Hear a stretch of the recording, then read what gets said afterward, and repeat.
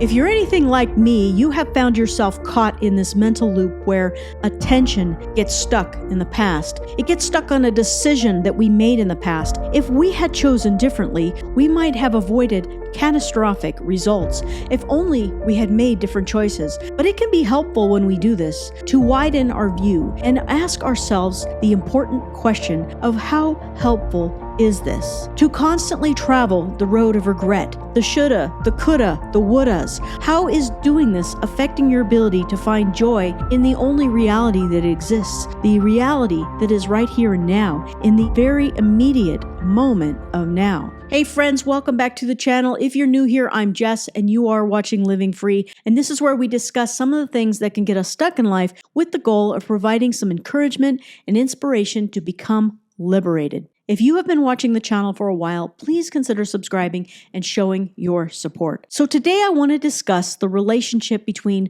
regret and anxiety. I want to explain how regret can keep us in this self-imposed prison, and how inhabiting reality here and now can offer us a fresh start from this point onward. I think most of us understand very well what regret is. We're very familiar with it. It's a very negative emotional state that involves a lot of self-blame for a particular outcome that is in the past. We all have dealt with this at some point and may even right now be suffocating under these feelings about a past that can't be changed. It's like this mental game of tug of war where we just can't let go of the rope. So let's remember what Seneca said. We suffer more in imagination than in reality. Even living in our memories is imagination, and constantly revisiting our memories is not an accurate representation of reality. A few years ago, I read this great book called Stumbling on Happiness, and the author is Daniel Gilbert, who's a Harvard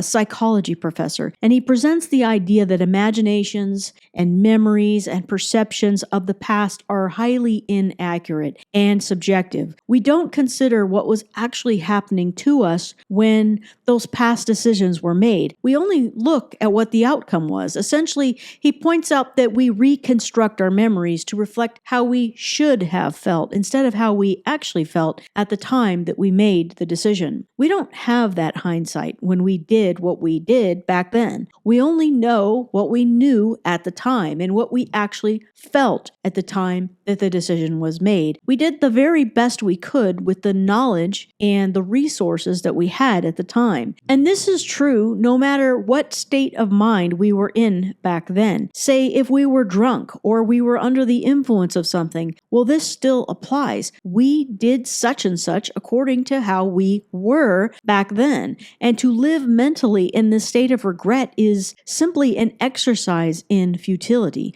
There is no point to it. There is nothing helpful that comes out of it if you care about your mental health and your peace and your well-being and your joy in the present moment. Buddhism offers this advice: do not dwell in the past, do not dream of the future. Concentrate the mind on the present moment. We must accept that the past is as it is. It's done. We can learn how to drop it. It serves no purpose. Take the lesson, if there is one, and then let it go. Don't put yourself in a prison. Now, we create a lot of unnecessary suffering when we live in this state of blame and regret over past decisions. Things happened the way they did, period. And not accepting that is going to keep you trapped. If you don't want to be in that prison anymore, you will accept and surrender to everything as it happened and how it is. I'm not going to minimize what you have been through in your life. I've been through a lot of difficult things myself, things that I blamed myself for. But these things,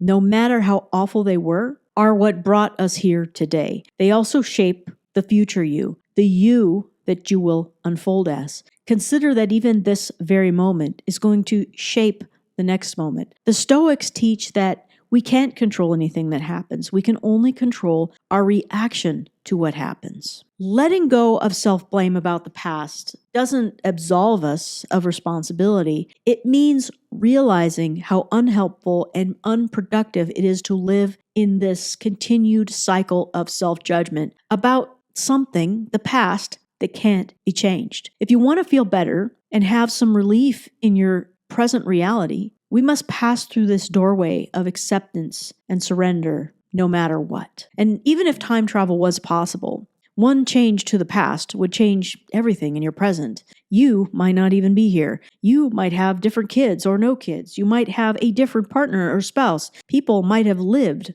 People might have died. We always make the mistake of imagining this perfect scenario where all of our choices in life align with what we want. If only those decisions had been different. We ignore the reality of consequences. We're always reaching for some control over every aspect of life, but that is just mere illusion. Every action you take has intended and unintended consequences. No man ever steps in the same river twice, for it's not the same river and he's not the same man. So as we arrive at this moment, this very moment, we find a new opportunity for renewal. The Buddhists and the Stoics always emphasize how important it is to live in this moment. The decision in this moment sets us on a path. Put your attention here. When we become mindfully present and clear, our path can unfold in a way that aligns with what we really desire, what we value for our lives from this point forward. This moment is this moment alone. The future is just a series of now moments that only become now moments when we experience them. Now, I have to remind myself often that it was meant to be because it was.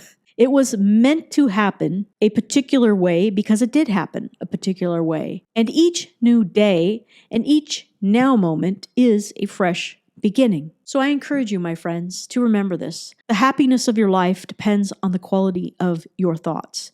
The choice is completely ours. We can liberate ourselves or we can remain in our mental prison. Today is a new day, a new start. Be mindful of what your mind is doing today, even right now. Don't let it keep you anchored in an unchangeable past. Find peace in the present by dropping the attachment to regretful thinking. I hope you were encouraged by this video. Please share it with someone who also might be encouraged by it. I am sincerely grateful for all of you watching and who are supporting this work. And if you haven't done so yet, please consider subscribing so that we can grow this channel to 1,000 subscribers and beyond and reach more people who are on the path to liberation. I appreciate you all, and I will see you next time.